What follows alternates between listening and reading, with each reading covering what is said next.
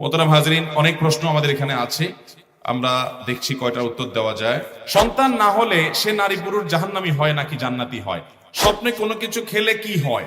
আমার একটা প্রশ্ন, জমির মাটি বিক্রি করা যাবে কিনা, আর সেই টাকা দিয়ে কোনো প্রয়োজনে লাগানো যাবে কিনা? ভয় দিয়ে আমার অন্তরটাকে ভিজিয়ে রাখতে চাই, এমন কোন আমল শিখিয়ে দিবেন যেটা করলে আল্লাহর ভয় আমার অন্তরে পয়দা হবে। কবর কিভাবে খুঁড়তে হয় এবং কিভাবে দিতে হয়, নিয়ম কি? ফরজ নামাজের পর সুন্নতে মুআক্কাদা থাকলে সেই নামাজ তাড়াতাড়ি পড়া নাকি ওয়াজিব? তাহলে জিকির তাসবিহ কখন পড়ব? এরপরে প্রশ্ন হলো, আমাদের মসজিদে কিছু লোক দান করে দাবি করে যে আমরাই মসজিদ নির্মাণ করেছি, এরকম দাবি করলে মসজিদে নামাজ জায়েজ হবে কিনা? আমাদের মসজিদের ইমাম অশুদ্ধ তেলাওয়াত করে, যদি ইমামের পিছনে সহিহ তেলাওয়াতকারী কেউ থাকে তাহলে তাদের নামাজ হবে কিনা? আমরা বললেও ইমামকে পরিবর্তন করতে পারছি না, এখন আমাদের করণীয় কি? আমার বাসস্থান চট্টগ্রাম, অফিস করি ঢাকায়, সপ্তাহে ৩-৪ দিন ঢাকায় অবস্থান কালে আমি সালাত আদায় করব মুকিম অবস্থায় না মুসাফির অবস্থায়?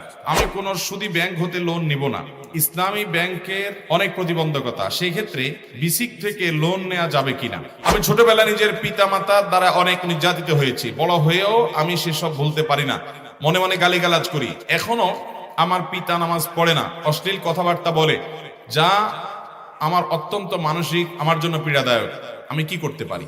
ইয়াজুজ মাজুজ সম্প্রদায় কারা এবং তারা কোথায় আছে, কখন তারা আত্মপ্রকাশ করবে? 1 বছর হয়নি আমি নামাজ শুরু করেছি, যে কোনো ইবাদত বা ভালো কাজ করার সময় আমার মনে হয় যে আমি লোক দেখানোর জন্য ভালো কাজটি করছি, এই ধরনের মন মানসিকতা থেকে বাঁচার উপায় কি? আমাদের ইসলামের সুন্নতে খাতনার বিধানটা কি? কেউ যদি নবমুসলিম হন তার কি সুন্নতে খাতনা করতে হবে? সন্তান না হলে সে নারী পুরুষ জাহান্নামী হয় নাকি জান্নাতি হয়? সন্তান যদি কারোর না হয়, এর সাথে জান্নাতি হওয়ার জাহান্নামী হওয়ার কোনো সম্পর্ক? আমাদের দেশে কোনো পুরুষের যদি, কোনো মহিলার যদি সন্তান না হয়, এই মহিলাকে সমাজের মানুষ মনে করে এই বোধহয় খুব খারাপ মানুষ, এর কপালে সন্তান নাই। এর মতো একটা ফালতু কুসংস্কার আরেকটা আছে কিনা আল্লাহ জানে। আরে ভাই, অনেকের ছেলে মেয়ে হয় কিন্তু অমানুষ, ওর কর্মের কারণে সে জাহান্নামে যাবে। বিধায় কার ছেলে মেয়ে হয়েছে হয় নাই, এর কারণে মানুষের ভালো মানুষ হওয়া, খারাপ মানুষ হওয়া, জান্নাতি হওয়া, জাহান্নামে নির্ভর করে ভাইরা আমার।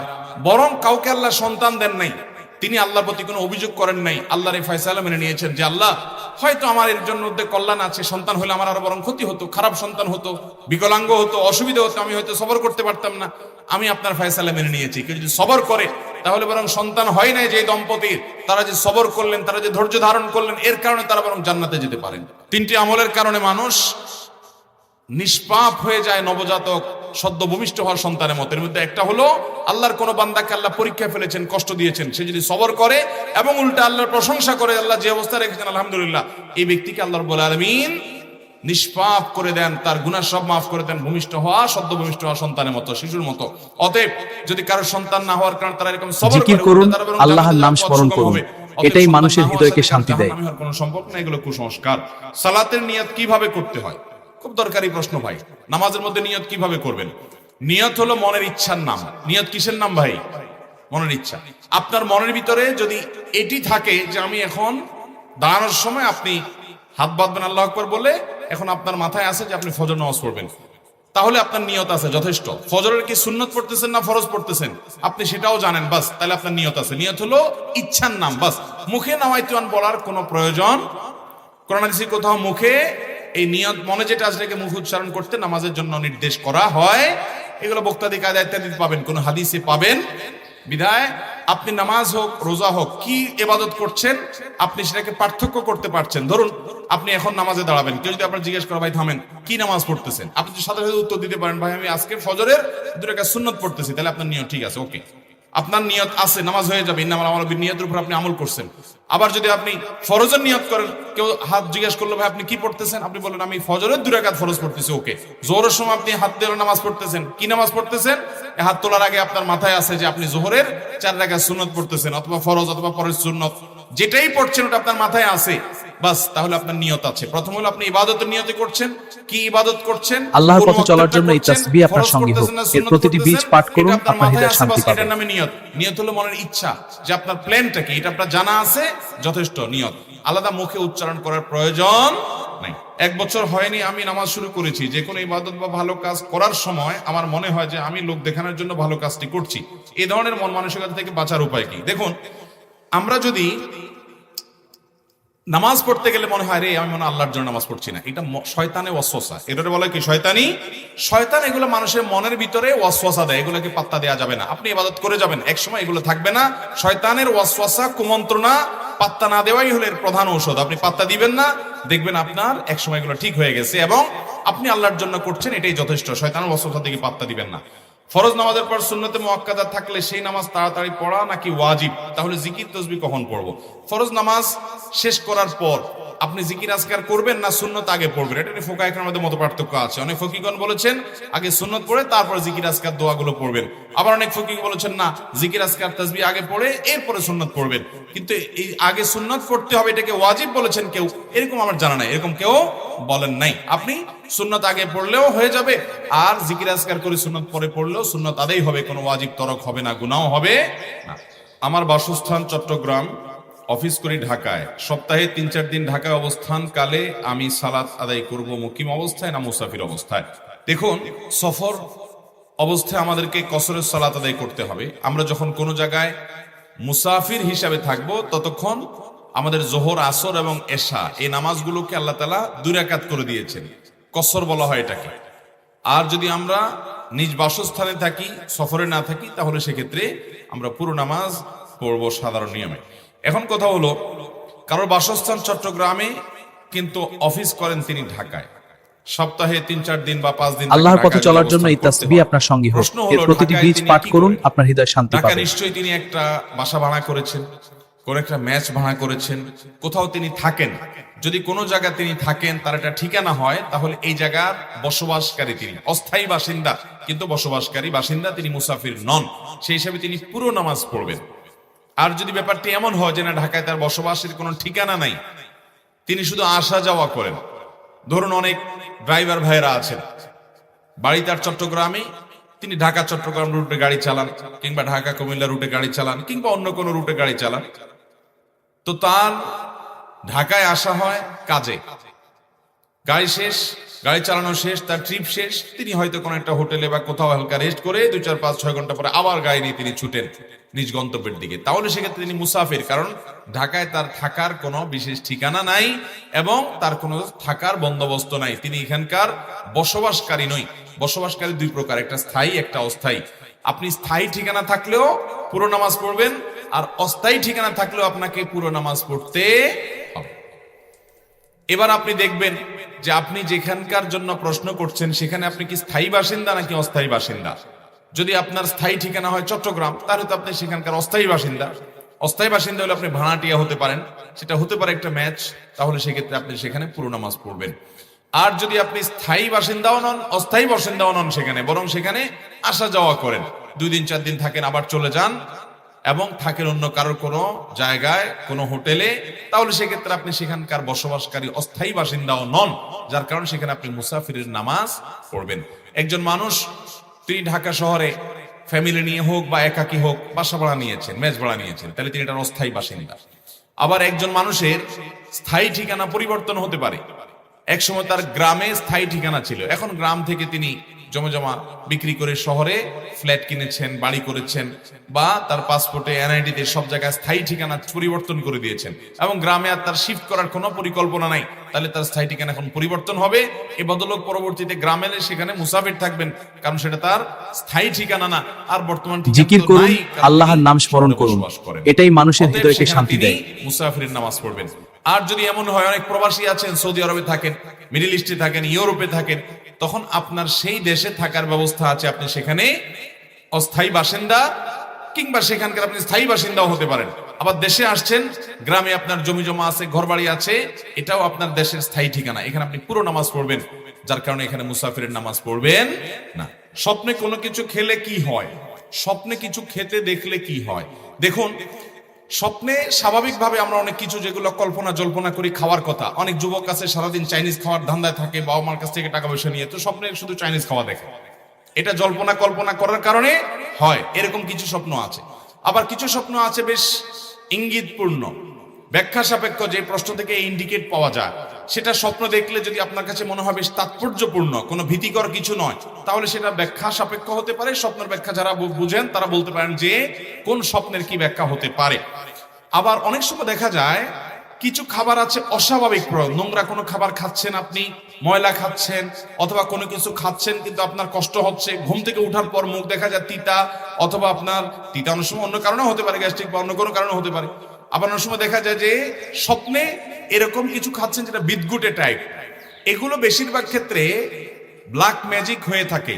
দুষ্ট জিন এবং যারা ব্ল্যাক ম্যাজিশিয়ান স্বপ্নে এ ধরনের বিদঘুটে অনেক কিছু খাওয়ায়, কাঁচা মাছ খাচ্ছেন, এটা খাচ্ছেন, সেটা খাচ্ছেন, এবং অনেক সময় ঘুম থেকে ওঠার পরে আপনার এরকম অস্বাভাবিক অনেক কিছু দেখা যায়। এগুলো ব্ল্যাক ম্যাজিকের ইত্যাদির প্রভাবে হয়ে থাকে, এগুলোর কারণে মানুষ ক্ষতিগ্রস্ত হয়। আমি ব্যক্তিগতভাবে এক রোগীর কথা জানি, চিটাং রোডে আমার ভূমিপল্লী মসজিদের পাশে, মসজিদের 2-3 বিল্ডিং পরেই ভদ্রমহিলা অসুস্থ হয়েছেন ব্ল্যাক ম্যাজিকের কারণে। কোনো রোগ বালাই ট্রিটমেন্ট করে কিচ্ছুতে কোনো উপকার হয় নাই। ভদ্রমহিলা বহু দেশ ঘুরেছেন এবং মৃত্যু মুখে পতিত হয়ে গেছেন, বিছানায় পড়ে গেছেন। ইয়াং মানুষ, খুব বেশি বয়স হয়নি। তো এই ভদ্র মহিলাকে ব্ল্যাক ম্যাজিক করা হয়েছে। কোরআন হাদিসের আলোকে যখন রুকিয়া করা হলো, ঝাড়ফুঁক করা হলো, দেখা গেল তার বমি হলো। বমির সাথে একটা গোশতের টুকরা বের হলো যেটা চুল দিয়ে পেঁচানো। এখন চুল দিয়ে কেন পেঁচানো হলো আমি তো জানি না। একজন ডাক্তারের সাথে শেয়ার করলাম, উনি বললেন ভাই চুল দিয়ে এই জন্য পেঁচাইছে যে চুল এটা কখনো হজম হয় না, এটাকে এমন ভাবে চুল দিয়ে মোড়ানো হয়েছে যে এই গোশতের টুকরাটা কোনোদিন হজম হবে না। এটা যতদিন তার পেটে থাকতে থাকবে মৃত্যু পর্যন্ত সে কষ্ট পেতে পেতে দুনিয়া থেকে যাবে ব্ল্যাক ম্যাজিকের কারণে। আল্লাহর পথে চলার জন্য এই তাসবিহ আপনার সঙ্গী হোক। এর প্রতিটি বীজ পাঠ করুন, আপনার হৃদয় শান্তি পাবে। এত বড় জিনিস তো কেউ তো খাওয়ানোর কথা না। স্বপ্নে অনেক সময় শয়তান এটা করে। এই স্পিরিচুয়াল বা আপনার আধ্যাত্মিক বিষয়গুলো অনেক সময় আমরা অনেকে বিশ্বাস করতে চাই না, অথচ এগুলো কোরআন হাদিসের আলোকে অপ্রমাণিত বিষয় নয়। অতএব স্বপ্নে আপনি কি খেলেন বা না খেলেন এটি ব্যাখ্যা সাপেক্ষ বিষয়। হতে পারে জল্পনা কল্পনার কারণে, সেটা সাধারণ। হতে পারে কোনো ইন্ডিকেট মূলক যে এটা খেলে এটা হওয়ার আলামত, ওইটা হওয়ার আলামত। এগুলো স্বপ্ন সম্পর্কে বিশেষজ্ঞ মানুষরা ব্যাখ্যা করতে পারবেন, আমি নিজের সম্পর্কে খুব বেশি জানি না। এটা স্পেশাল একটা সাবজেক্ট। আর ইসলামের স্বপ্ন এটা ইমানদারদের স্বপ্ন বেশিরভাগ ক্ষেত্রে ইঙ্গিতমূলক হয়ে থাকে, ইন্ডিকেটমূলক হয়ে থাকে, ভালো বা মন্দ তার কোনো কিছুর আলামত হয়ে থাকে। আর তৃতীয়ত, কোনো কিছু খাওয়াটা অনেক সময় হয় এটা আপনাকে ব্ল্যাক ম্যাজিকের অংশ হিসেবে ম্যাজিশিয়ানরা ঘুমের ভিতরে কোনো কিছু আপনার পেটে ঢুকায়। এটা কিভাবে ঢুকায় প্রকৃতি কি একমাত্র আল্লাহ ভালো জানেন, কিন্তু করে, এবং সেটির কারণে মানুষ ক্ষতিগ্রস্ত হয়, প্রভাবিত হয়। এগুলোতে বাঁচার উপায় কি? ওই যে শোয়ার সময় ওযু করে ঘুমাবেন এবং 3 কুল পড়ে পুরো শরীর বন্ধ করে ঘুমাবেন, সুন্নাহসম্মত আমলগুলো সকাল সন্ধ্যা করবেন এবং কোরআন তেলাওয়াত বাসা চালু রাখবেন। বিশেষ করে দেখবেন এই সমস্ত ব্ল্যাক ম্যাজিক থেকে আল্লাহ তাআলা আমাদেরকে বাঁচাবে। আমি ছোটবেলা নিজের পিতা মাতার দ্বারা অনেক নির্যাতিত হয়েছি, বড় হয়েও আমি সেসব ভুলতে পারি না, মনে মনে গালিগালাজ করি। এখনো আমার পিতা নামাজ পড়ে না, অশ্লীল কথাবার্তা বলে, যা আমার অত্যন্ত মানসিক আমার জন্য পীড়াদায়ক। আমি কি করতে পারি? এই যে প্রশ্ন, অনেক লোক আছে আমাদের সমাজে অমানুষ বাবা মার নির্যাতনের মুখোমুখি হয়েছেন। অনেক যে বাবা মা খুব নির্যাতন করছে, যদিও এর উল্টাটাই বেশিরভাগ হয়, কিছু কিছু ক্ষেত্রে এরকম হয়। আমরা তাদেরকে বলবো যারা বাবা মা দ্বারা নির্যাতিত হয়েছেন, প্রথম কথা হলো আপনার বাবা মা আপনার প্রতি অবিচার করার কারণে, জুলুম করার কারণে তারা আল্লাহর কাঠগড়ার আসামি হবে। অনেক বাবা মা মনে করে কি যে আমি তো বাবা মা হয়ে গেছি, বিধায় সন্তানদের প্রতি যা খুশি তা করতে পারবো, আমার তো বোধহয় কোনো বিচার হবে না। মনে রাখবেন, সন্তান যদি বাবা মার হক নষ্ট করে তাদের যেমন বিচার হবে, ঠিক একইভাবে বাবা মা যদি সন্তানের হক নষ্ট করে তাদেরও বিচার হবে কি হবে না? জিকির করুন, আল্লাহর নাম স্মরণ করুন, এটাই মানুষের হৃদয়কে শান্তি দেয়। বিচার করেছেন, বৈষম্য করেছেন, একজনকে দিয়েছেন অন্যকে দেন নাই, আপনারও বিচার হবে। অতএব কোনো বাবা মা যদি অন্যায় করে থাকে, সন্তানদেরকে আমরা বলবো আপনার বাবা মার অন্যায়ের কারণে আল্লাহ বিচার করবেন, আপনি গালমন্দ করে নিজের আমল নষ্ট করবেন না। তবে বাবা মার প্রতি সদাচরণ করার আপনার পক্ষ থেকে চেষ্টা করবেন যে আমার দায়িত্বটা আমি আদায় করবো। তিনি ত্রুটি করেছেন, তিনি আল্লাহর কাছে দায়ী থাকবেন। এটা কঠিন, কিন্তু আপনাকে সেই কাজটা করার চেষ্টা করতে হবে। আমার স্বামী চান না কোনো বেগানা মহিলা আমাকে দেখুক। শুক্রবার মসজিদের আশেপাশে গ্রাম হতে অনেক মহিলা আসে, তাই আমি যদি মুখ ঢেকে সালাত আদায় করি তাহলে কি সালাত হবে? দেখুন, আমাদের দেশে এরকম একটা গ্রুপ বাহির হয়েছে অনেক আগে থেকেই, শুধু আমাদের দেশে না, এরকম গ্রুপ সৌদি আরবেও আছে। তারা মনে করে মহিলারা মহিলাদের সাথেও পর্দা করবে, এই জন্য অন্য মহিলার সাথেও দেখা দেয় না, বোরকা পরে মুখ ঢেকে রাখে। এটা ফিতনা এবং গোমরাহি, এতে কোনো সন্দেহ। মহিলাদের সাথে মহিলাদের কোনো পর্দা নাই, পুরুষদের সাথে পুরুষদের কোনো পর্দা। অতএব কোন মহিলা তিনি অন্য মহিলাদের সাথে দেখা দিতে পারবে না, এটা স্রেফ বাড়াবাড়ি। কোন স্বামী যদি এরকম বাধ্য করেন তাহলে তিনি গুনাহগার হবেন। একজন নারী হিসাবে আপনার জন্য স্বামীর এই কথা মানা আপনার জন্য আবশ্যক নয়। হ্যাঁ, একজন মহিলা বেহায়া, তিনি পুরুষ নারী সবার সাথে এমন ভাবে মেশামেশি করেন, চরিত্র খারাপ, তাদের সাথে যত সম্ভব অ্যাভয়েড করে চলা ভালো, নিজেকে তাদের থেকে বাঁচিয়ে রাখা ভালো, সেটা ভিন্ন বিষয়। কিন্তু কোনো মহিলার সাথে দেখা করবেন না, মহিলারা মহিলাদের সাথে দেখা দিবেন না, বোরকা পরে চলবেন, এটা ইসলামের ক্ষেত্রে বাড়াবাড়ি। আল্লাহ বলেছেন ইন্নাল্লাহা লা ইউহিব্বুল মুতাদিন, বাড়াবাড়িকারী, সীমা লঙ্ঘনকারী। আল্লাহ যা বলেন নাই সেটাও নিজের জন্য বাধ্যতামূলক করে নেওয়া, এটাকে আল্লাহ পছন্দ করেন। আল্লাহ বলেছেন লিমা তুহাররিমু মা আহাল্লাল্লাহু লাক, যাদের সাথে দেখা দেওয়া যায় তুমি কেন হারাম করলে, এই ইখতিয়ার আল্লাহ তাআলা আমাদেরকে দেন না, বিধায় এটা না জায়েজ। তারপরে যদি কোনো মহিলা মুখ ঢেকে নামাজ পড়ে, নামাজ হয়ে যাবে, কিন্তু স্বাভাবিক অবস্থাতে অন্য মহিলাদের সামনে মুখ ঢেকে নামাজ পড়াটা মাকরুহ, তার জন্য অনুচিত। কারণ পুরুষ হোক মহিলা হোক, মুখ খোলা রেখে নামাজ পড়তে হবে। কোনো মহিলা যদি এমন কোন জায়গায় নামাজ পড়ে যেখানে পর পুরুষ দেখে ফেলবে, তাহলে তিনি মুখ ঢেকে নামাজ পড়বেন, এটা তার জন্য ওই সময়ের জন্য স্পেশাল। এরপরে প্রশ্ন হলো কবর কিভাবে খুঁড়তে হয় এবং কিভাবে দিতে হয়, নিয়ম কি? কবর খোঁড়ার দুইটা পদ্ধতি আছে। একটা পদ্ধতি মূলত সুন্নাত, আরেকটা জায়েজ। সুন্নাত কোনটা? সুন্নাত হলো কবর আপনি খুঁড়েছেন, পশ্চিম দিকে কেবলার দিকে যে মাটির ওয়াল আছে, এই ওয়ালের নিচে একটা সুড়ঙ্গ করবেন, যেটাকে সিন্দুক কবর বলে। সুড়ঙ্গ করে ধরেন 1 বিঘত বা 1 হাত এরকম যতদূর পারেন সুড়ঙ্গ করে লাশটাকেও সুড়ঙ্গের ভিতরে পশ্চিম দিকে ঢুকাই দিবেন। এরপরে আপনি বাঁশ দিয়ে চাটাই দিয়ে মাটি দিয়ে দাফন করবেন। এটা হলো সুন্নাহসম্মত কবর। আর যদি এটা করা না যায়, বৃষ্টির কারণে দেখা যায় যে সুড়ঙ্গ করতে গেলে মাটি ভেঙে পড়ে, এরকম যদি হয়, তাহলে সেক্ষেত্রে মাঝখানে কবর খোলার পর কবরের ভিতরে আবার আরেকটা গর্ত কবরের মতো করে করে ওইটার ভিতরে লাশটাকে ঢুকিয়ে দিয়ে তার উপরে বাঁশ দিয়ে চাটা দিয়ে আপনি কবর দিবেন, এটাও জায়েজ আছে। যদি ওইটা করে না যায় তাহলে এটা করবেন। অনেকে করে কি, স্রেফ একটা নরমাল কবর করে ওই বাম আপনার পূব দিকের যে মাটি আছে ওয়াল, সেটার উপরে কাত করে রেখে দিয়ে দেয়, বা সোজা লাশটা রেখে শুধু কল্লাটাকে ঘাড়টাকে কেবলা দিক ফিরে দেয় না। এটা কোনো সুন্নাহ সম্মত কবর নয়। আর কবর দেওয়ার সময় কি পড়বেন, কি দোয়া পড়বেন? বিসমিল্লাহি ওয়া আলা মিল্লাতি রাসূলিল্লাহ অথবা বিসমিল্লাহি ওয়া আলা সুন্নাতি রাসূলিল্লাহ, এই বিসমিল্লাহ বলে আপনি লাশ কবরে রেখে মাটি দিয়ে দাফন করবেন। দাফন করার শেষ কেবলার দিকে ফিরে আল্লাহ যেন তাকে সওয়াল জবাব সহজ করেন সেজন্য দোয়া করবেন। আল্লাহর পথে চলার জন্য এই তাসবিহ আপনার সঙ্গী হোক। এর প্রতিটি বীজ পাঠ করুন, আপনার হৃদয় শান্তি পাবে। কবর দেওয়ার সময় এই দোয়াটার কথা বলি, এটি কোনো বিশুদ্ধ হাদিস দ্বারা প্রমাণিত হয় নাই। এখানে বলবো ইসলাম মিল্লাতি রাসূলিল্লাহ, আর ওইভাবে যে সিন্ধু কবরে রাখবেন, এটাই সুন্নাহ। আমাদের মসজিদের ইমাম অশুদ্ধ তেলাওয়াত করে, যদি ইমামের পিছনে সহিহ তেলাওয়াতকারী কেউ থাকে তাহলে তাদের নামাজ হবে কিনা? আমরা বললেও ইমামকে পরিবর্তন করতে পারছি না। এখন আমাদের করণীয় কি? ইমামের যদি বড় ভুল হয়, যেটাকে লাহানে জলি বলে, যে ভুলের কারণে অর্থ পরিবর্তন হয়ে যায়, বিকৃত হয়ে যায়, তাহলে এই রকম ইমামের ইমামতি করা জায়েজ নাই।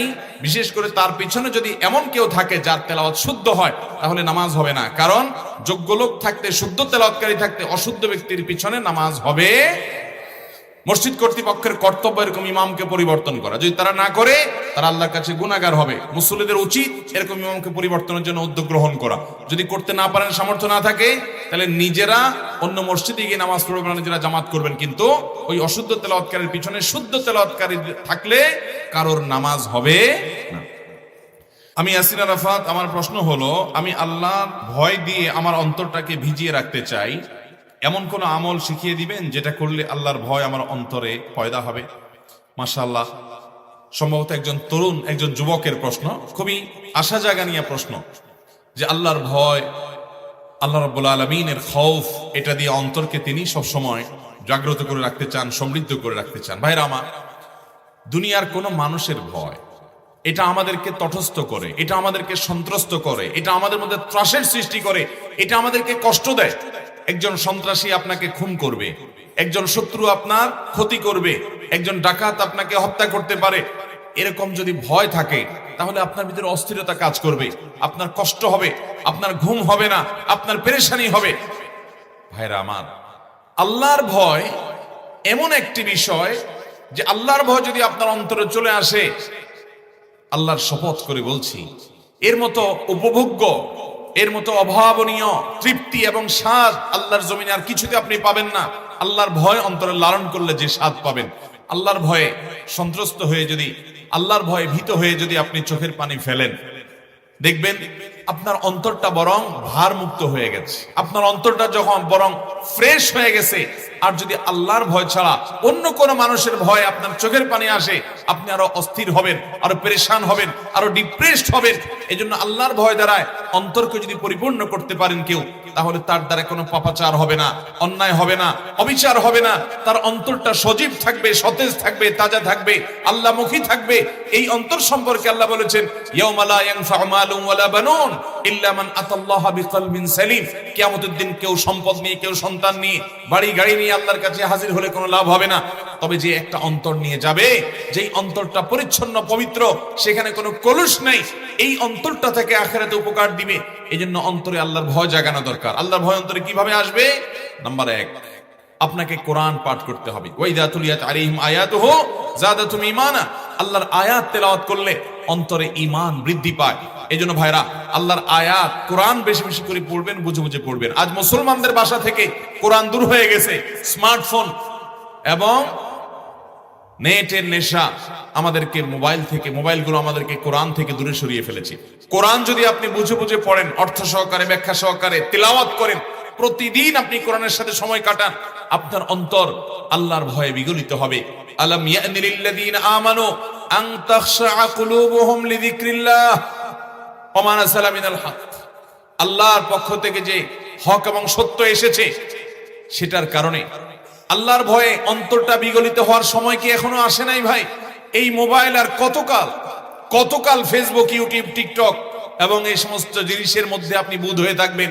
ভাইরা আমার, জীবন গলে যাচ্ছে বরফের মতো করে, কত কাল হারিয়ে থাকবেন এগুলোর মধ্যে। আসুন আল্লাহর ভয়ে ভীত করে নিজেকে, আল্লাহর ভয়ে নিজেকে, অন্তরকে বিগলিত করি। সেজন্য কোরআন বুঝে বুঝে পড়বো তো ইনশাআল্লাহ। কোরআন বুঝে বুঝে পড়বেন। কোরআন পড়লে আল্লাহর ভয় অন্তরে জাগ্রত হবে। দ্বিতীয়ত, আল্লাহর নেককার এবং আল্লাহ ভীরু মানুষগুলোর সান্নিধ্যে থাকবেন। পৃথিবীর সব জায়গাতেই কম বেশি পাবেন। আপনি আপনার গ্রামে খোঁজ করেন, কিছু ভালো মানুষ পাবেন, তাহাজ্জুদের নামাজ জিকির পড়ে, করুন, কারো আল্লাহর কোনো নাম ক্ষতি করে স্মরণ না, করুন। পারলে মানুষ এটাই উপকার মানুষের করে, হৃদয়কে কোনো শান্তি দেয়। পাপাচার করে না, কোনো গুনাহ করে না, কোনো গালমন্দ করে না, এবং নিজে ভালো থাকার চেষ্টা করে। এরকম ভালো মানুষগুলোর সাথে মিশবেন, বন্ধুতা করবেন, তাদের সান্নিধ্যে বসবেন। আল্লাহ বলেছেন, ইয়া আইয়ুহাল্লাযীনা আমানু তাকুল্লাহ, ঈমানদাররা মুত্তাকি হও। কিভাবে হবে? ওয়াকুনু মা'আস সাদিকিন, সৎকর্মশীল মানুষদের সাথে থাকো। এজন্য আপনি যখন নেককার মানুষদের সাথে থাকবেন, আল্লাহ ভীরু মানুষদের সাথে থাকবেন, আপনার অন্তরে আল্লাহর ভয় পয়দা হবে। তৃতীয়ত, আপনি যখন এমন কোন বিষয়ের নেশা ছেড়ে দিবেন, যে বিষয়টি আপনাকে আল্লাহ থেকে দূরে সরায়। আমি প্রায়শই বলার চেষ্টা করি, স্মার্টফোন, যে কোনো অ্যান্ড্রয়েড হোক, আইফোন হোক, এই সমস্ত স্মার্টফোন, ট্যাব, কম্পিউটার ইত্যাদি, এগুলো ফেসবুক, ইউটিউব ইত্যাদি, এগুলোর নেশা বেশিরভাগ মানুষকে আজ আল্লাহ থেকে দূরে সরিয়ে দিচ্ছে। এগুলোর ব্যবহার অনেকে ইসলামের নামে করছেন, কিন্তু সেগুলো এমন ভাবে অনিয়ন্ত্রিত ভাবে ব্যবহার করছেন যে আমাদের নামাজে মনোযোগ নাই কেন? Mobile phone. আমাদের কোনো কথা মনে থাকে না কেন? Mobile phone. আমরা ইবাদতের স্বাদ পাই না কেন? স্বাদ না পাওয়ার কারণ মোবাইল ফোনের এডিকশন। এই আসক্তি আমাদের শেষ করে দিচ্ছে। এটাকে নিয়ন্ত্রণ করতে হবে, লিমিটেড সময় ব্যবহার করতে হবে। কল আসলে ধরবেন, কল করা লাগলে করবেন। এছাড়া ফেসবুক ইত্যাদি টিপাটিপির জন্য নির্দিষ্ট সময় রাখবেন, এই সময়ের বাইরে আমি টিপাটিপি করব না। এরকম যদি আপনি নিজেকে নিয়ন্ত্রণ করতে পারেন, আল্লাহর ভয় দ্বারা আপনার অন্তরকে আপনি সমৃদ্ধ করতে পারবেন, বিগলিত করতে পারবেন। আর যদি এই সমস্ত নানামুখী দুনিয়া আর দুনিয়ার নানামুখী আয়োজন, চাকচিক্যের পিছনে নিজেকে এঙ্গেজ করে রাখেন, অন্তর কখনো আল্লাহ রাব্বুল আলামিনের ভয়ে বিগলিত হবে না। অতএব মোবাইল ফোনের আসক্তি থেকে বাঁচার জন্য সংগ্রাম করবো তো ইনশাআল্লাহ। এর জন্য সংগ্রাম করতে হবে রীতিমতো। নিজের বিরুদ্ধে নিজে অপারেশন করার ডিসিশন নিতে হবে যে আমি আমার চরিত্রকে বাঁচাবার জন্য, আল্লাহ ভীরুতা, তাকওয়া ঢুকানোর জন্য, আমি মোবাইল ফোনের আসক্তি থেকে বাঁচার জন্য প্রতিজ্ঞা করব। এটাকে নিয়ন্ত্রিত ব্যবহার করবেন। আসর টু মাগরিব, 1 ঘন্টা সকাল, 1 ঘন্টা বিকাল, আপনি মন ভরে আপনি মোবাইল টিপাটিপি করেন। কিন্তু সারাদিন যখন খুশি তখন, শুইতে শুইতে, ঘুমাইতে ঘুমাইতে, টয়লেট থেকে বাইর হইতে, রাস্তায় হাঁটতে, বহু যুবক রাস্তা দেখা যায় 2 হাতে মোবাইল টিপতে টিপতে এমন ভাবে হাঁটে যে সামনে কি পিলার আছে না গাড়ি আছে। প্রায় আমরা পত্রিকা খুললে দেখি যে মোবাইল টিপতে টিপতে অথবা কানে হেডফোন দিয়ে গান শুনতে শুনতে রেল লাইন পার হতে গিয়ে রেলের নিচে কাটা পড়ে শেষ হয়ে গেছে। প্রায় পত্রিকা দেখা যায়। ভাইরা আমার, দুনিয়া এবং আখিরাত দুইটা ধ্বংস করে দিচ্ছে স্মার্টফোন। অতএব মোবাইলের ব্যবহার নিয়ন্ত্রণ করলে আল্লাহর ভয় দ্বারা অন্তরকে বিগলিত করা যাবে। আল্লাহ তাআলা আমাদের সবাইকে আল্লাহর ভয়ের এই দৌলতটি দান করুন, বলুন আমিন। এরপরে প্রশ্ন হলো, আমাদের মসজিদে কিছু লোক দান করে দাবি করে যে আমরাই মসজিদ নির্মাণ করেছি, এরকম দাবি করলে মসজিদে নামাজ জায়েজ হবে কিনা? মসজিদ হবে আল্লাহর জন্য। যত হাদিসে মসজিদ নির্মাণে ফজিলত বলা হয়েছে সেখানে সব জায়গায় এই কথা বলা হয়েছে, মান বানা লিল্লাহি মাসজিদা, যে ব্যক্তি আল্লাহর জন্য কোন মসজিদ নির্মাণ করবে। অতএব মসজিদ নির্মাণ হবে কার জন্য? এখন আমাদের দেশে অনেকে মসজিদ বানায় ফুটানির জন্য, নাম কাম জাহির করার জন্য। অমুকের ছেলে মসজিদ বানাইছে, অমুকের বাড়ির সামনে মসজিদ হয়েছে। কোন মসজিদ কমিটিতে আপনি হয়তো আছেন, কোন কারণে গন্ডগোল লাগছে, আপনাকে সেক্রেটারি সভাপতি বানায় না, আপনি যে আরেকটা মসজিদ বানাইছেন, আছে না নাই? এইসব উদ্দেশ্যে মসজিদ আলাদা করা, মসজিদ ভেঙে ফেলা, আরেকটা মসজিদ নির্মাণ করা, এটা জায়েজ। মনে রাখবেন, এরকম মসজিদ নির্মাণ করে সবের পরিবর্তে গুনাহ হতে পারে। মসজিদ হবে শুধু আল্লাহকে খুশি করার জন্য। অনেক এলাকায় আজকে মসজিদ হচ্ছে প্রয়োজন ছাড়া। একটা মসজিদে আছে মুসল্লি পুরে না, মসজিদের মধ্যে পাশেই আরেকটা মসজিদ বানাচ্ছে। কেন? কারণ ওনারা নিজেরা কমিটির সদস্য হবেন, নেতাগিরি করবেন, সেখানে তারা হয়তো তাদের বাড়ির সামনে মসজিদ করবেন। এই সমস্ত উদ্দেশ্যে মসজিদ করলে সেটা কারণে কোনো সওয়াব পাওয়া যাবে না। তবে মুসল্লিরা সেখানে নামাজ পড়লে তাদের নামাজ হয়ে যাবে।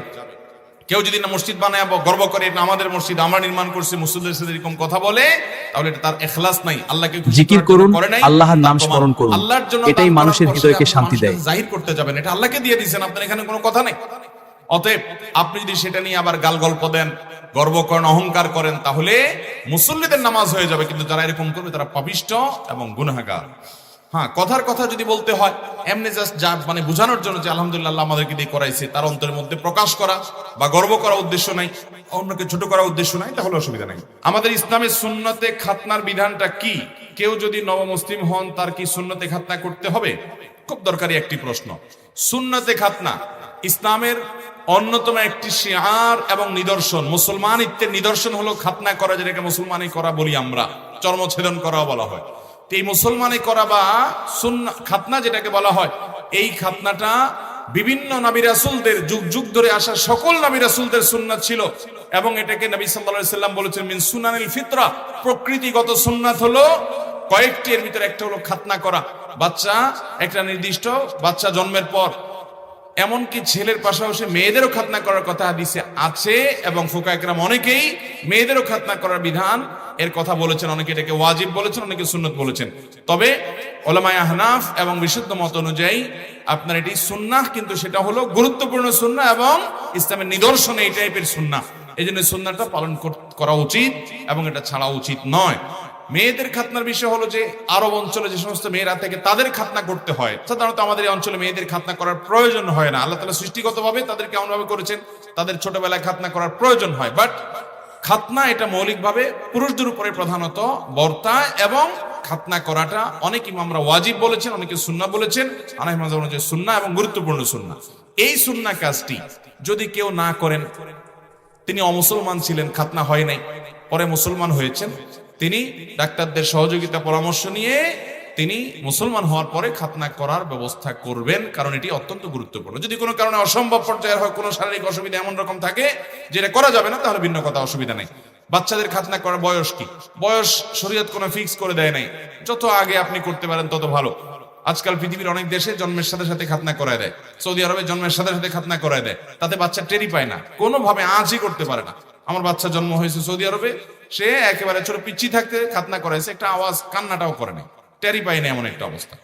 তো আমাদের দেশে দেখা যায়, অবশ্য আজকাল সময় পাল্টেছে। আমরা তো ছোটবেলা দেখতাম যে বুড়া বুড়া হয়ে গেছে, 10 বছর 11 বছর হয়ে গেছে, এগুলো গ্রামে দৌড়ে দৌড়ে ধরে ধরে বাইন্দা বাইন্দা খাতনা করতো, ঠিক না? ঠিক। ওই বেচারা চোখ টোক বেঁধে চোখ ধরার মতো দৌড়ায় দৌড়ায় ধরে এনে এরপরে খাতনা করতো। না ভাই, এগুলো দরকার নেই। যত ছোট থাকতে খাতনা করা যায় তত সহজ হয়। খাতনা শুধুমাত্র ধর্মীয় দৃষ্টিকোণ থেকে করতে হয় এমন কোনো আমল নয়, বরং খাতনা এটার শারীরিক অনেক উপকারিতা আছে। আপনার খাতনা করা হলে আপনার লজ্জাস্থানের ওখানে আপনার ইনফেকশন হওয়া, পেশাবের ইত্যাদি জমে থাকা, এগুলো থেকে মানুষ বাঁচতে পারে। জিকির করুন, আল্লাহর নাম স্মরণ করুন, এটাই মানুষের হৃদয়কে শান্তি দেয়। দেখবেন যে তাদের লজ্জাস্থানের ওখানে, পুরুষাঙ্গের ওখানে পেশাব জমে থাকে, এবং এই পেশাবটা এই যে ফাঁকে ফাঁকে পেঁচে পেঁচে জমে থাকে, এটা স্বাস্থ্যের জন্য কোনো। আমার 5 জন বোন, আমি একমাত্র ভাই। আমাদের সম্পদ মোট 170%। আমাদের এলাকায় যৌতুকের প্রচলন থাকার কারণে প্রায় 70% জমি বিক্রি করে তাদের বিবাহ দিয়েছি। এখন কথা হচ্ছে সম্পদ কিভাবে বন্টন করব? খুব দরকারি একটা প্রশ্ন। ভাইরা আমার, বাবা মার সম্পদে ছেলে মেয়ে সবার অধিকার আছে না নাই? কোরআনে আল্লাহ তাআলা সবার অধিকার বর্ণনা করেছেন না? এখন মুশকিল হলো, বোনদেরকে অনেক সময় ভাই বিয়ে দিয়েছে, ভাই বিয়ে দিতে গিয়ে অনেক খরচ করেছেন। যদিও ইসলামের নির্দেশ অনুযায়ী বিয়ে যদি হয় তাহলে মেয়েদের বিয়ে দিতে খরচ হবে না, বরং আরো টাকা পাবে, মহরের টাকা। ঠিক না ঠিক? আমাদের দেশের সিস্টেম এমন উল্টাইছি আমরা, যে মেয়ে বিয়ে দিতে হলে বেচারার আরো টাকা খরচ করতে হয়। আমার দেশে প্রায় শোনা যায় যে কোন কন্যা দায়গ্রস্ত পিতা তিনি এসে সহযোগিতা চাচ্ছেন, আমার মেয়েটা বিয়ে দেবো, একটু সাহায্য করেন। অথচ হওয়ার কথা ছিল উল্টা, কোন ছেলে বলবে যে আমি বিয়ে করব, মহরের টাকা না, আমার একটু সাহায্য করেন। হওয়ার কথা ছিল সেটা। এখন যারা ছেলে হয় তারা এমন এক বীর বাহাদুর হয় যে তাদের কোনো টেনশন নাই, টেনশন সব মেয়ের বাবার।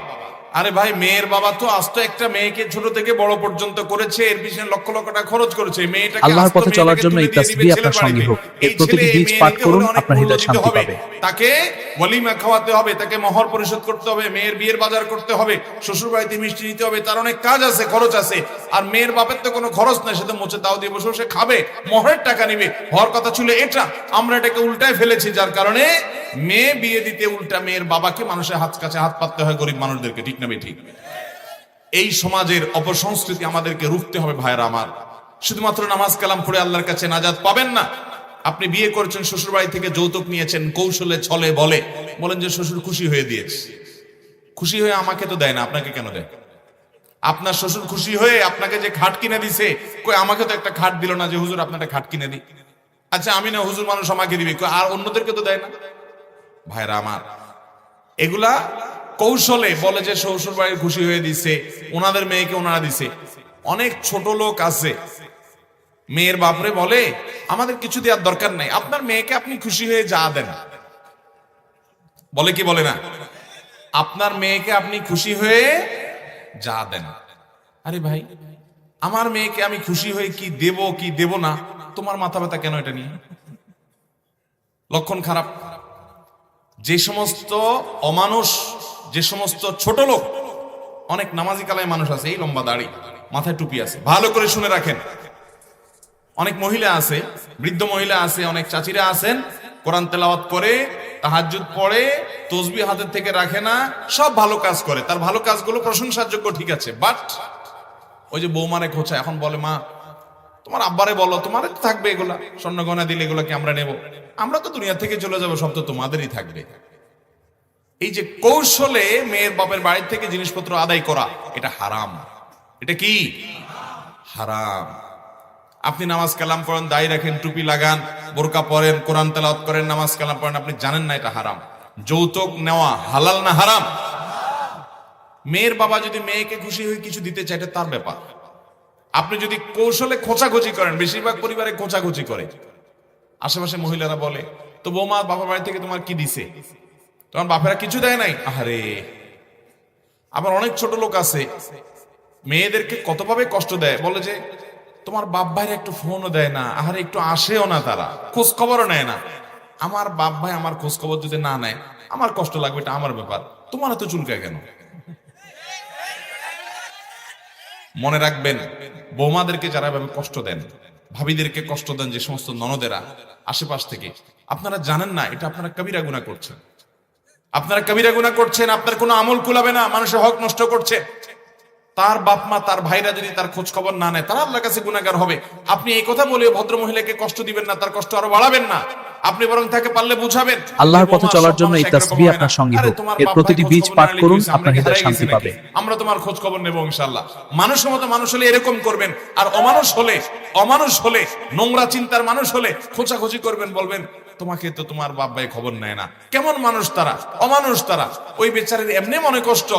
ভাইরা আমার, পরকে আপন করার মতো কঠিন কাজ আল্লাহর জমিনে খুব কম আছে। আপনাকে যদি আমি দাওয়াত দিয়ে বলি আমার বাড়িতে গিয়ে 2-4-10 বছর থাকেন, খান, কাজ করবেন আর খাবেন, আপনাকে দূরে বেঁধেও আমি রাখতে পারবো না, কারণ আপনি নিজের বাড়িতে থেকে শান্তি পান। একজন মেয়ে নিজের বাপের বাড়ি ফেলে রেখে এসে আপনার বাড়িতে আসছে, আপনার চরিত্র হেফাজত করছে, আপনার বাড়িতে আপনার খেদমত করছে, কাজ করছে। ভাইরা আমার, বউরা যে সার্ভিস দেয়, আপনি যদি একটু নিজের বিবেককে জিজ্ঞাসা করেন, আরে আমি এটা উপমা দিচ্ছি শুধু বোঝার জন্য, আদার্স নিয়েন না বা ছোট করার জন্য না আমার বোনদেরকে। আপনার বাসায় একজন কাজের লোকও যদি থাকে, তাকে পেটে ভাতে খাওয়া দেওয়ার পর, খাওয়া থাকা দেওয়ার পর উল্টা আরো বেতন দিতে হয়, ঠিক না বেঠিক?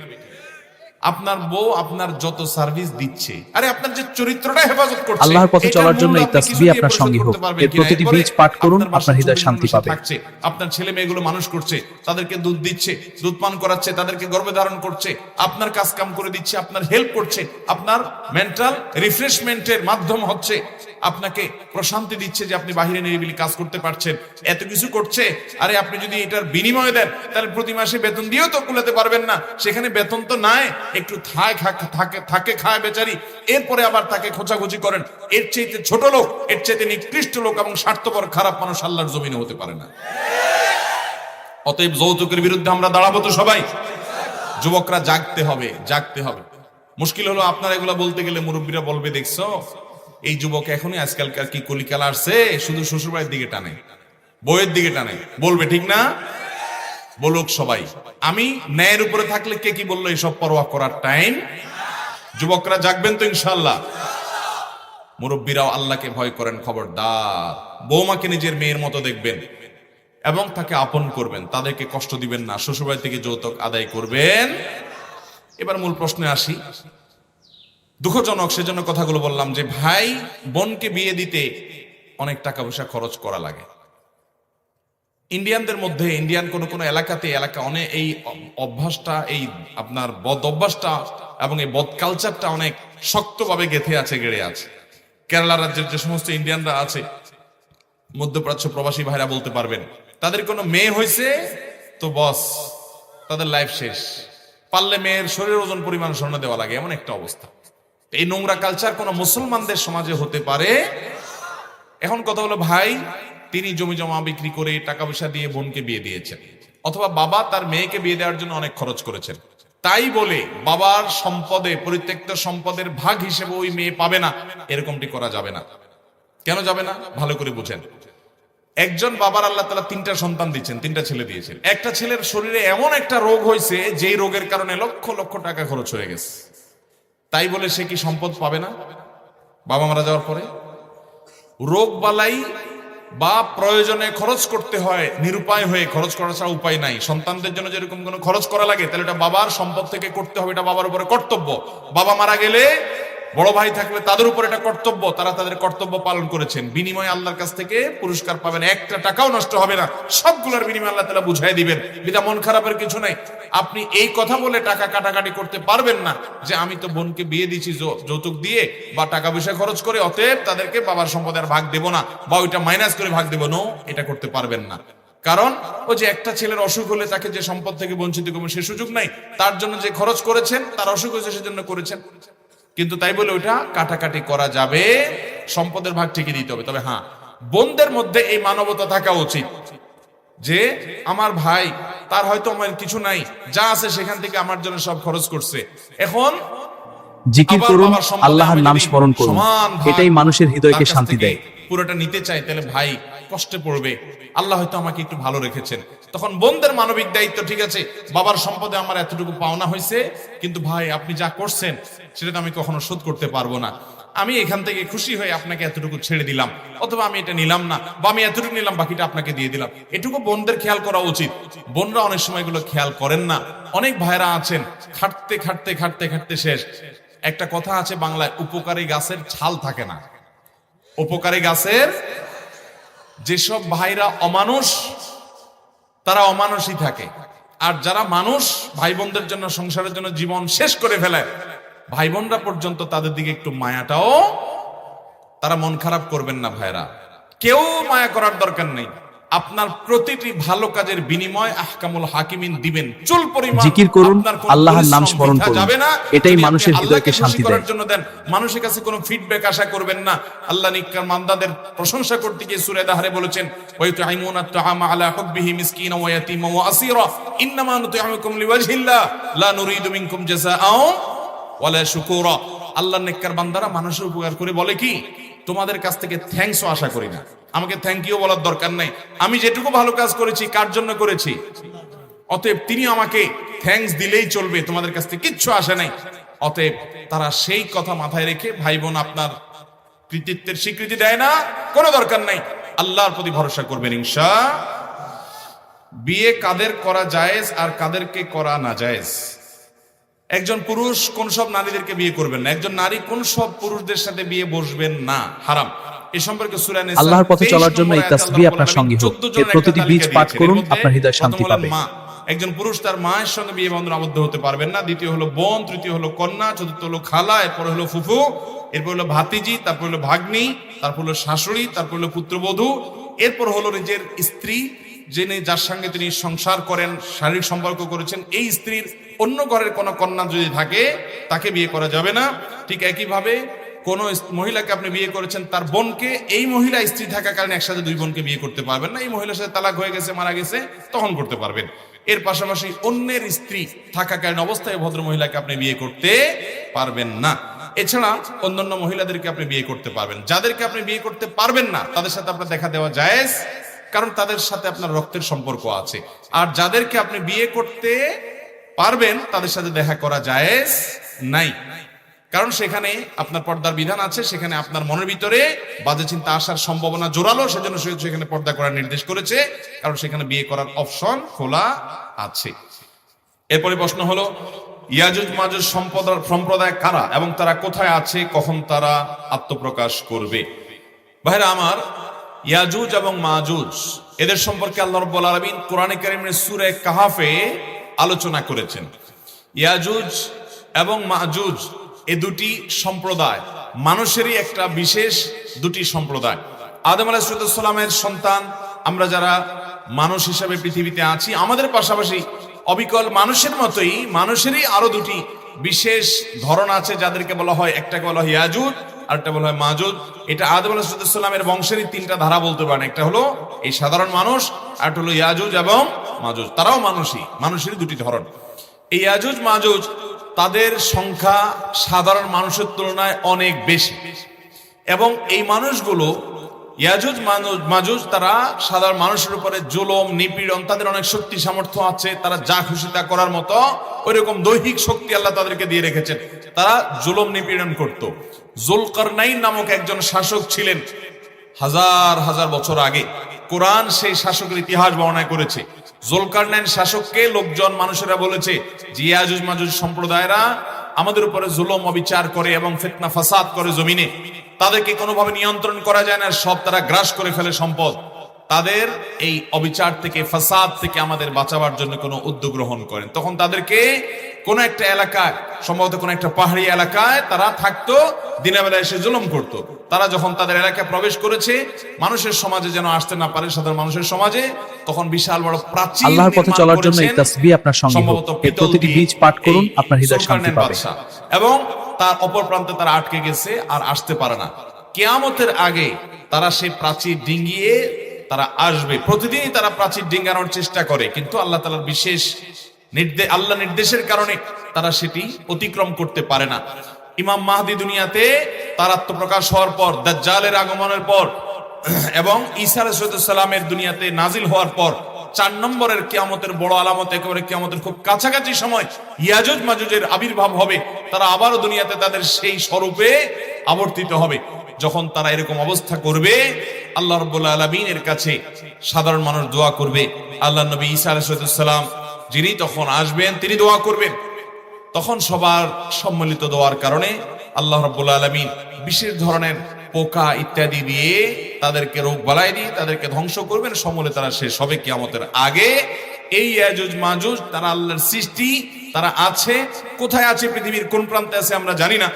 কেউ হয়তো বলবেন যে আজকে পৃথিবীতে স্যাটেলাইটের মাধ্যমে গোটা পৃথিবীর চতুর্পাশে, মাটির নিচে কোথায় কি আছে সব বের করা গেছে। জিকির করুন, আল্লাহর নাম স্মরণ করুন, এটাই মানুষের হৃদয়কে শান্তি দেয়। সত্য হয় কিভাবে মনে রাখবেন, পৃথিবীতে বিজ্ঞানের বহু আবিষ্কার কোরআন নাজিলের শত শত হাজার হাজার বছর পর কোরআনের অনেক কথাকে প্রমাণ করেছে। আল্লাহ তাআলা কোরআনে বলেছেন, মানুষ ঘোড়া, গাধা, এই সমস্ত পশু, এগুলোর উপরে বাহন, এগুলোকে ব্যবহার করে, এগুলো দিয়ে চলাফেরা করে। এবং এই আয়াতের শেষে আল্লাহ তাআলা বলেছেন, এরকম আরো অনেক বাহন হবে, বা এমন আরো অনেক বাহন যেগুলোর কথা তোমরা জানো না।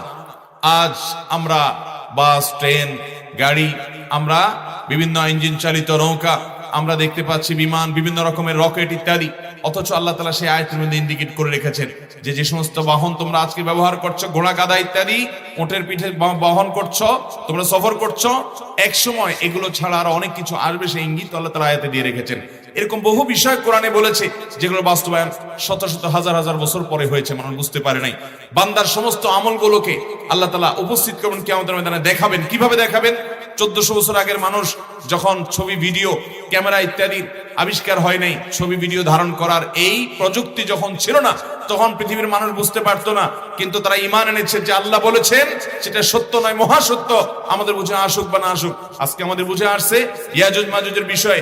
বিজ্ঞান, তথ্য প্রযুক্তির উন্নতির এই সময়ে তারা ধরতে পারছে না, কিন্তু বিজ্ঞানীরা হয়তো 2000 বছর পরে, 200 বছর পরে, 500 বছর পরে কোন এক সময় ধরতে পারবে অথবা না পারবে। কিন্তু কোরআনে যেহেতু বিবৃত হয়েছে পৃথিবীর সব মিথ্যা হতে পারে, এটি মিথ্যা হওয়ার কোনো সুযোগ নাই। ভালো কিছু কিন্তু খাতনা করা হলে সেটা আর হয় না। আরো নানাবিধ এর স্বাস্থ্যগত উপকারিতাও আছে, এজন্য খাতনা করতে হবে। এবং কোন কারণে যদি কারোর খাতনা করা না হয়, ধরুন কেউ ইসলাম গ্রহণ করছে, বড় হয়েছে, কিন্তু এখন খাতনা করার কত পরিস্থিতি নাই শারীরিকভাবে কোনো কারণে, তাহলে কোনো অসুবিধা নাই, হয়ে যাবে তার ইসলাম গ্রহণটা সঠিক। আমি একজন তরুণ উদ্যোক্তা, নিজের প্রচেষ্টায় ইলেকট্রিক ঢেকুইর উদ্ভাবন করেছি, আলহামদুলিল্লাহ। আমি কোন সুদী ব্যাংক হতে লোন নিব না। ইসলামী ব্যাংকের অনেক প্রতিবন্ধকতা, সেই ক্ষেত্রে বিসিক থেকে লোন নেওয়া যাবে কিনা? আমার চাল উৎপাদনের জন্য প্রচুর অর্থের প্রয়োজন। মাশাআল্লাহ, চমৎকার একটি প্রশ্ন। এটা কোন মাহফিল আমি জানি না, যে ভাই এই প্রশ্ন করেছেন তিনি সন্দেহাতীত ভাবে অনেক সম্ভাবনাময় একজন উদ্যোক্তা এবং উদীয়মান একজন মানুষ। আমরা আপনাকে বলবো ভাই, সুদভিত্তিক লোনের উপর আপনার কোনো কাজ প্রতিষ্ঠা করবেন না। আপনি এটাকে ডিনাই করবেন। সেটা বিসিক থেকে যদি সুদ ছাড়া লোন নিতে পারেন তাহলে অবশ্যই নেন, আর যদি সুদ যুক্ত লোন নিতে হয় সেটাকে আপনি ডিনাই করেন। আমি এই মাহফিলের মাধ্যমে বলতে চাই, এই উদ্যোক্তা যদি আমাদের আসন্না ফাউন্ডেশনে যোগাযোগ করেন তাহলে আমরা তাকে সুদমুক্ত লোন কোত্থেকে নেওয়া যায় সেই উপর আমরা সহযোগিতা করব। আমাদের লোন দেওয়ার ইখতিয়ার নাই, আইনগতভাবে অনেকে আমাদের কাছে লোন চায়, আমরা লোন দেওয়ার মতো কোনো প্রজেক্ট আমাদের নাই। তবে আমরা তাকে কিভাবে উপকার করা যায় বা কিভাবে কারোর সাথে কানেক্টেড করানো যায় সে উপর আমরা সহযোগিতা করতে পারি। আল্লাহ তাআলা এই ধরনের উদ্যোক্তা ভাইদেরকে তাদের এই কাজগুলোকে আরো অনেক দূর এগিয়ে নিয়ে যাওয়ার তৌফিক দান করুন। আমি এটাই আজকে শুরুতে বলছিলাম, আমাদের তরুণদেরকে কর্মমুখী করতে হবে, তাদেরকে ব্যস্ত এবং এঙ্গেজ করতে হবে ভালো কাজগুলোতে, তাহলে সমাজে যত অহেতুক কাজ থেকে তরুণরা বেঁচে যাবে ইনশাআল্লাহ। আমি আপনাকে অনেকবার স্বপ্নে সাক্ষাৎ করেছি এবং শুধু আপনার সাথে হাত মিলাতে চাই। ভাই, আমরা মনে করি আলেমুল আমাদের সাথে হাত মিলালেই বোধহয় আমাদের সব মাফ হয়ে যাবে। অনেক কিছু ছুঁইতে পারলে অনেক কিছু মনে করে। ভাই, আমার ওলামাদের সাথে সান্নিধ্যে যাওয়া, তাদের কথা শোনা, তাদের মজলিসে বসা, এটা ভালো, এবং সাক্ষাৎ করতে পারলেও ভালো, কিন্তু এটার জন্য এত মরিয়া হওয়ার কিছু নেই। তারপরে আলহামদুলিল্লাহ সাক্ষাতের বহু সুযোগ আছে। বিশেষ করে আমরা আমাদের কথা বলি, আমাদের মসজিদে জুমা পড়লে জুমার পরে সাক্ষাতের সুযোগ থাকে। এছাড়া আমরা আসন্না ফাউন্ডেশন মসজিদ কমপ্লেক্স করতেছি, আল্লাহ যদি বাঁচায় রাখেন সেখানে আমরা নিয়মিত বসবো এবং মানুষের সাথে সাক্ষাতের সুযোগ তৈরি হবে।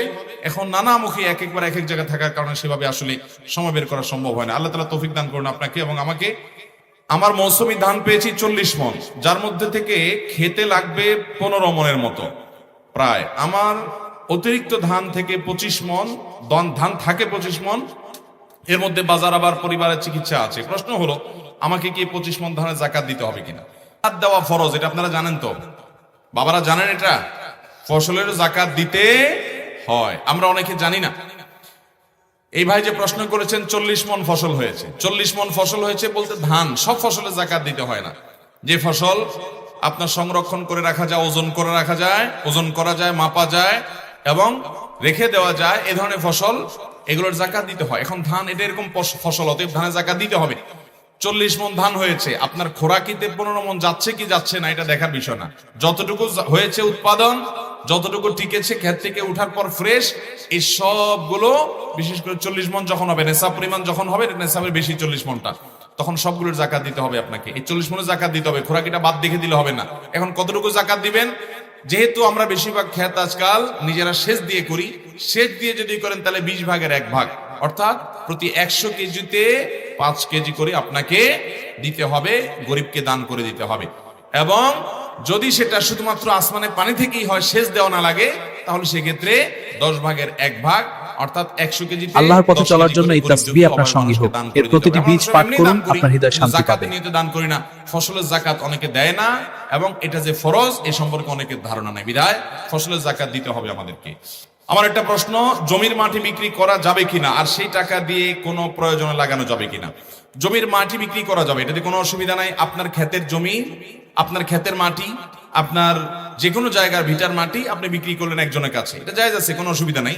যেহেতু এই জমিটা আপনার, অতএব আপনার জমির মাটিও আপনি বিক্রি করতে পারেন, গোটা জমিটাও বিক্রি করে দিতে পারেন। জমির নিচে থাকা কোনো কিছু ফসল উৎপাদন করলেন, সেগুলা যে কোনো কিছু আপনি বিক্রি করতে পারেন, কোনো অসুবিধা নেই।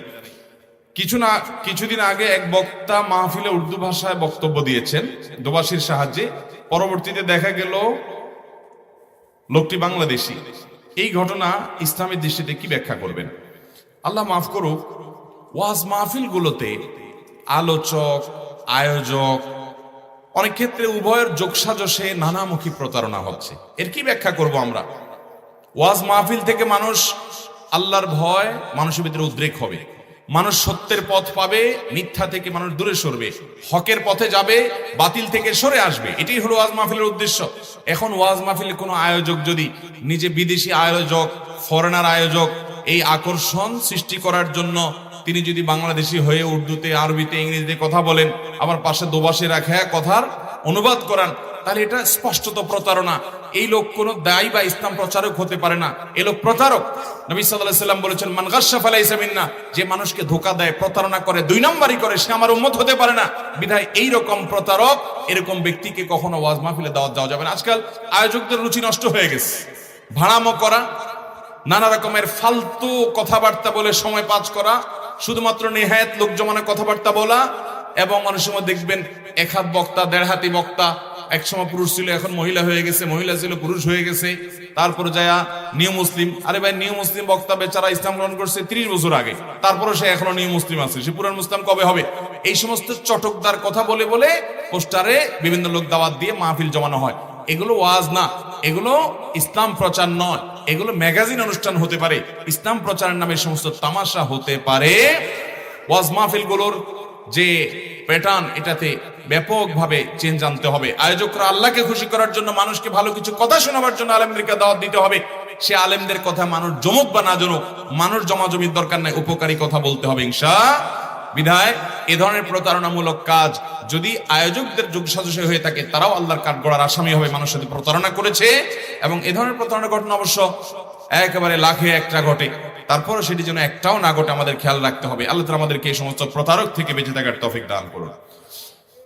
এরপরে প্রশ্ন হলো, সম্প্রতি সৌদি আরবে টানা বৃষ্টি হয়েছে ও বৃষ্টিপাত পরবর্তীতে উপর থেকে তোলা ছবিতে দেখা যাচ্ছে প্রচুর পরিমাণ সবুজ ঘাস ও গাছপালা জন্মেছে, যা মরুভূমিতে সচরাচর দেখা যায় না। প্রশ্ন হলো, এটা কি কিয়ামতের আলামত? ভাই, এ বিষয়ে আরো কয়েকজনই দেখি প্রশ্ন করেছেন, এবং এ বিষয়ে গত কয়েকদিন আগে সময় টিভি থেকে একজন সাংবাদিক জানতে চেয়েছেন, সেখানে আমি কিছু কথা বলেছি। সে আলোকে আমরা বলতে চাই, নবী করিম সাল্লাল্লাহু আলাইহি ওয়াসাল্লামের একটি হাদিস বিশুদ্ধভাবে বর্ণিত হয়েছে। তিনি বলেছেন, লা তাকুমুস সাআহ হাত্তা তাউদা আরদুল আরব মুরুজাম ওয়া আনহারা। ততক্ষণ পর্যন্ত পৃথিবীতে কিয়ামত হবে না যতক্ষণ পর্যন্ত মরুভূমি, যেখানে সবুজ শ্যামল ফসল, ফল, ঘাস ইত্যাদি উৎপন্ন হয় না, সেখানে ফসল উৎপাদন হবে, বৃষ্টি বাদল হয়ে পানি ব্যাপকভাবে পাওয়া যাবে, এবং সেখানে আপনার নহর, প্রসবন, ধারা, ঝর্ণা, ড্রেন বৃষ্টির পানিতে প্রবাহিত হতে থাকবে। অর্থাৎ নদীমাতৃক দেশ, আমাদের দেশে যেরকম সর্বত্র আমরা খাল, বিল, নদী, নালায় পানি পাই, মরুভূমির লোকেরা সেটা পায় না, কিন্তু সেখানে সেগুলো হবে। সেই সাথে সেখানে সবুজ শ্যামল পরিবেশ হবে, যা আমাদের এই সমস্ত অঞ্চলে, উপকূলীয় অঞ্চলে, ঘন বনাঞ্চল আছে, সে অঞ্চলে যেগুলো হয়, মরুভূমিতে সেরকম হবে কিয়ামতের আগে। নবী করিম সাল্লাল্লাহু আলাইহি ওয়াসাল্লাম জিকির করুন, আল্লাহর নাম স্মরণ করুন, এটাই মানুষের হৃদয়কে শান্তি দেয়। শত এই হাজার বছর পর্যন্ত পৃথিবীর মানুষ বুঝতে পারেনি, এখন আমাদের বোঝার মতো সুযোগ তৈরি হচ্ছে। শত শত হাজার বছর পর্যন্ত এরকম হয়নি, এখন আস্তে আস্তে হচ্ছে। অতএব এটি ঠিক যে কিয়ামতের আগে মরুভূমিতে সবুজ শ্যামল গাছ, ঘাস ব্যাপকভাবে হবে, নদী, নালা, খাল, বিল পানি প্রবাহিত হবে, বৃষ্টি বাদল হবে, যেটা মরুভূমিতে সচরাচর হওয়ার কথা নয়। যারা সৌদি আরবে ছিলেন, যারা মিডল ইস্টের বিভিন্ন দেশে ছিলেন, দুবাইতে ছিলেন, তারা জানেন ওই সমস্ত দেশে বহু কষ্ট করে শহরে ঘাস ইত্যাদি উৎপন্ন করতে হয়, কোটি কোটি টাকা ব্যয় করে। আপনার সেখানে বৃষ্টি বাদল সেভাবে হয় না, এবং মরুভূমিতে যে গাছগুলো হয় রুক্ষ, সেগুলোতে সবুজ তেমন কোনো পাতা পাওয়া যায় না। অত্যন্ত গরমে উত্তাপে সেগুলো থাকে হলো একেবারে রুক্ষ কিসিমের। এ ধরনের সামান্য কিছু গাছ পাওয়া যায়, ঘাস একেবারে বিরল দুর্লভ বিষয়।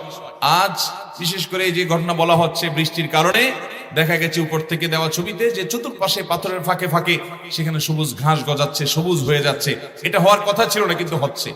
এখন এই ঘটনা নির্দিষ্ট করে এটাই কি কিয়ামতের আলামত, নাকি এটা আরো সামনে আরো বাড়বে সেটা কিয়ামতের আলামত হবে, সেটা আল্লাহ তাআলা ভালো জানেন। আমরা নির্দিষ্ট এই ঘটনাকেই কিয়ামতের আলামত হাদিসে বলা হয়েছে সেরকমটি আমরা ফিক্স করব না, কারণ আমরা জানি না সেটা। তবে এটা ঠিক, কিয়ামতের আগে মরুভূমিতে এমনটি হবে, নবী সাল্লাল্লাহু আলাইহি সাল্লাম বলেছেন। সেটা আর্টিফিশিয়ালি হোক, সেটা বাই নেচার হোক, যেভাবেই হোক এটা হবে। মরুভূমিতে এরকম পরিবেশ হবে। আর যে অঞ্চলগুলো মরুভূমি নয়, যে আমাদের অঞ্চলগুলো, এগুলোতে উল্টা হবে। এগুলোতে পানি থাকবে না, গাছপালা শুকিয়ে যাবে। ভাইরা আমার, অনেকে এটা নিয়ে আশ্চর্য হচ্ছেন এবং অনলাইনে আলাপ আলোচনা শুরু করেছেন যে হ্যাঁ, তাহলে কিয়ামতের একটা আলামত প্রকাশ হয়েছে, নবী সাল্লাল্লাহু আলাইহি ওয়াসাল্লাম ভবিষ্যদ্বাণী খেটে গেছে। ভাইরা আমার, কিয়ামতের 141টা আলামত ছোট্ট একটা চটি বই আমি সংকলন করেছিলাম। এটি মূলত ডক্টর মোহাম্মদ আল আরিফি, সৌদি আরবের একজন বড় আলেম, তার একটি বই থেকে সংকলন করা। জিকির করুন, আল্লাহর নাম স্মরণ করুন, এটাই মানুষের হৃদয়কে শান্তি দেয়। করেছেন কোরআন এবং হাদিস থেকে। এর ভিতরে 131টা আলামত হলো কিয়ামতের ছোট আলামত, যেগুলো অনেক আগে থেকে দেখা দিবে। আর 10টা আলামত হলো কিয়ামতের সর্বশেষ মুহূর্তে ফাইনালি দেখা দিবে, যার পরে আল্লাহ তাআলা মহাপ্রলয় করে এই সৃষ্টি জগৎ শেষ করে ফেলবেন। প্রত্যেক ঈমানদারকে বিশ্বাস করতে হবে যে আমাদের সবাইকে কিয়ামতে দাঁড়াতে হবে, তার আগে মহাপ্রলয় হবে, সব শেষ হবে, তুলার মতো উঠতে থাকবে। আল্লাহ কোরআনে কারিমে বিভিন্ন জায়গায় কোরআনের সবচেয়ে বেশি আলোচনা করা হয়েছে যে কয়েকটি বিষয়, তার ভিতরে অন্যতম প্রধান হলো কিয়ামত, মহাপ্রলয়। এটি হবে, আল্লাহর সামনে দাঁড়াতে হবে, পুনরায় আবার মৃত ব্যক্তিদেরকে জাগ্রত করবেন, হিসাব দিতে হবে। সেটি মাথায় রেখে দুনিয়াতে মানুষ চলবে। কোরআন বারবার সেটি বলেছে, আম্মা ইয়াতাসাআলুন, তারা জিজ্ঞাসা করে কিয়ামত সম্পর্কে, আনিন নাবাইল আযীম, মহাসংবাদ যখন হবে, কিয়ামত যখন হবে, বিকট শব্দ হবে, ইসরাফিল সিংহে ফুৎকার দিবেন, মহানিনাদ হবে। এই নিনাদে গোটা পৃথিবীর, গোটা সৃষ্টি জগতের সব তুলার মতো উঠতে থাকবে, সব শেষ হবে এবং সকল ফেরেশতারা মারা যাবে। আল্লাহ তখন বলবেন, লিমানিল মুলকুল ইয়াউম লিল্লাহিল ওয়াহিদুল কাহার, আজ কার রাজত্ব আছে, সব শেষ হয়ে গেছে। যেই মালাকুল মউত সবার রূহ কবজ করেছে, তিনি নিজেও মৃত্যুবরণ করেছেন, সকল ফেরেশতা, সকল জিন, সকল মানুষ, সকল প্রাণী শেষ হয়ে গেছে। আল্লাহ তাআলা বলবেন, লিমানিল মুলকুল ইয়াউম, আজ কার রাজত্ব, লিল্লাহিল ওয়াহিদুল কাহার, মহান আল্লাহ রাব্বুল আলামিনের রাজত্ব, যিনি কাহার, তার রাজত্ব আজ শুধুমাত্র আছে।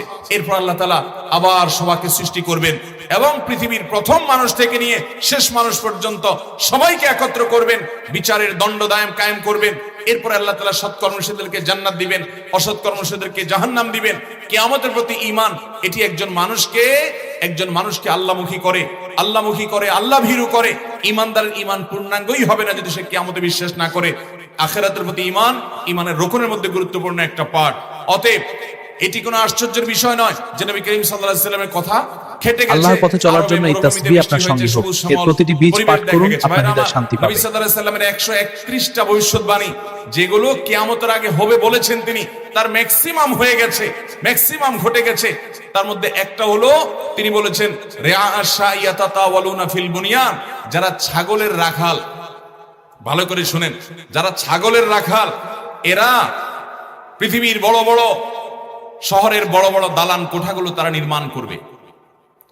আজ দেখেন দুবাইতে, সৌদি আরবে, মিডিল ইস্টে যে সমস্ত মানুষরা এক সময় তারা ছাগল চড়াতো মরুভূমিতে, মরুচারী কিছুই ছিল না, পৃথিবীর সবচেয়ে বড় বড় দালানগুলো, সবচেয়ে উঁচু উঁচু বিল্ডিং গুলো এখন সেসব দেশে হচ্ছে কি হচ্ছে না?